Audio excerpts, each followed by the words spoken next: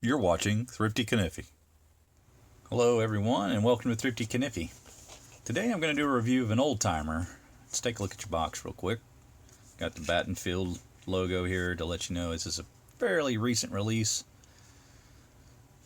It's not as old as the Taylors, so yeah, the most recent owners of the old timer brand. Made in China. You can get more information about the Battenfield products at aob.com.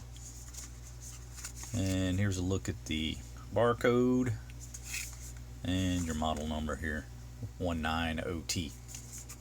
So the 190T is the Schrade old timer Landshark, and much of the same features you'll find on any old timer. You have the sawcut Delrin handles with the brass pins, the brass cigar shaped old timer shield with the embossed old timer font there.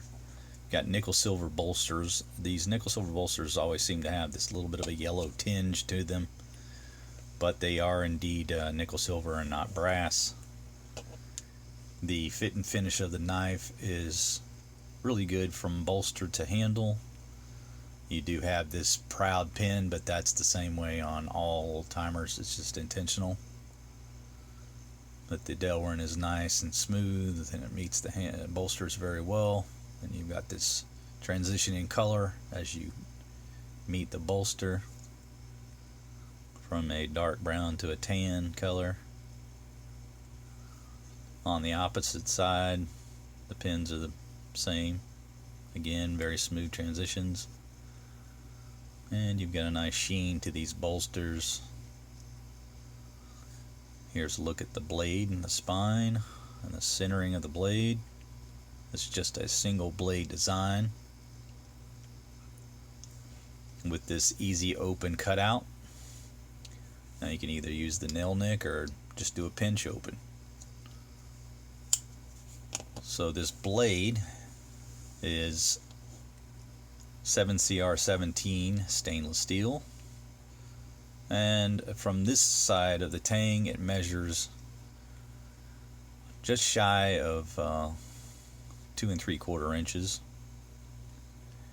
and with the cutting edge I'd say it's about 2 1/4 inches. Now it's an unusual blade shape. If you look at this blade, generally a sheep's foot is parallel up to the point where it starts to bend downward. This one has a slight downward bend on the spine at the very beginning. You can see that when I line that up with those lines there. And then comes down to what looks more like a coping blade.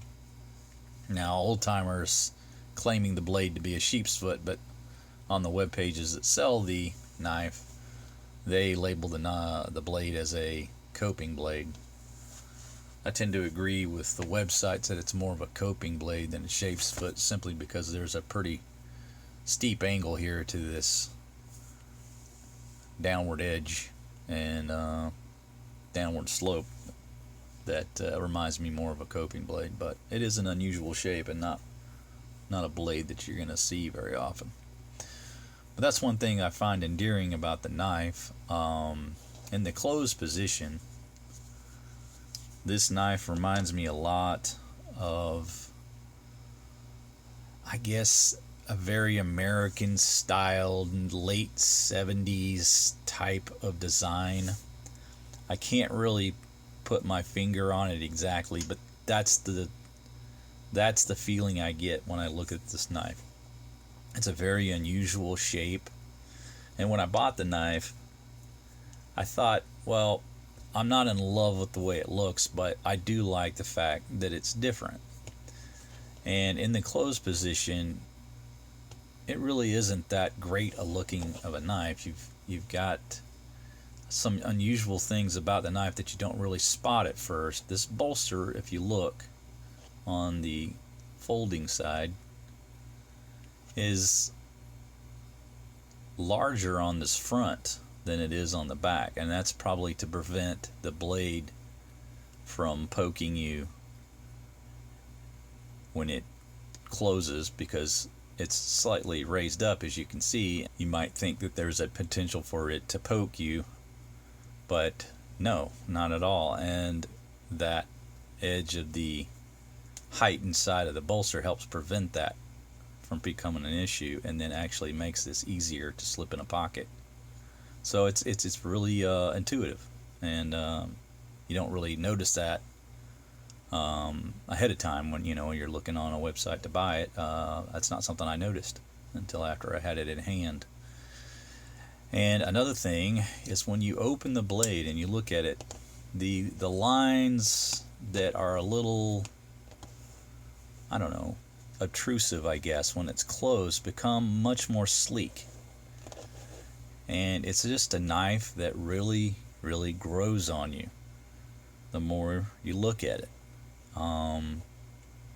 It's definitely one of those knives that I think I like more now that I own it than I did just looking at it. Another great thing about it is the fact that you can use your finger to grip. It becomes a finger grip with the open, easy open cutout there. So now you have this nice, comfortable way to hold the blade for all the tasks. And it really just is comfortable up here too if you want to change your position. There's just really no uncomfortable way to hold it. And I'd say it's 3-finger. You can probably just put your second finger into the open and cut it like that. That would probably be my normal handle position. But overall, just a knife that's going to be UK friendly. The blade is well within that parameter. There's no lock on it. So this is a very UK friendly knife. And it doesn't look like anything else. So to me, that's the positive of this knife. I don't really know what else I would compare it to, other than it just, from a traditional sense, being an easy open knife. But the pattern shape with this unique, bolster shape at the front here,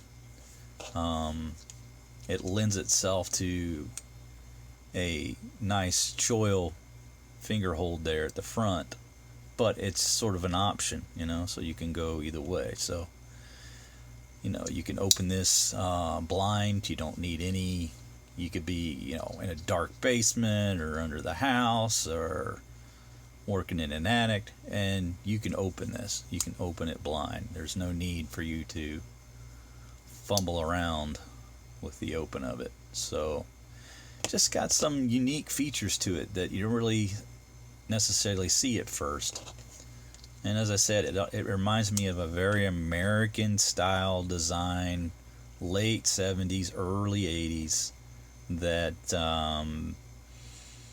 sort of modernized feel, but they hadn't really sleeked it out like they have in the 90s and so forth, in the 90s and the 2000s. Is sort of a little too, I don't know. Just the angles of this knife remind me very much of the late 70s, but I don't know when it was necessarily designed. I think it's a pretty modern example of an old timer, but yeah, just it grows on you, and for that reason, that's why I really have become fascinated with this knife. Your tang stamp here is just simply a Schrade on one side, and then 19 OT on the back. Of course, again, it was made in China. You're not going to see that. You do have a half stop there, which works really well, and it locks up really well. I would say it's about an 8 on the lock, and so that gives you a lot of confidence for a knife that's not going to be, a lockable blade.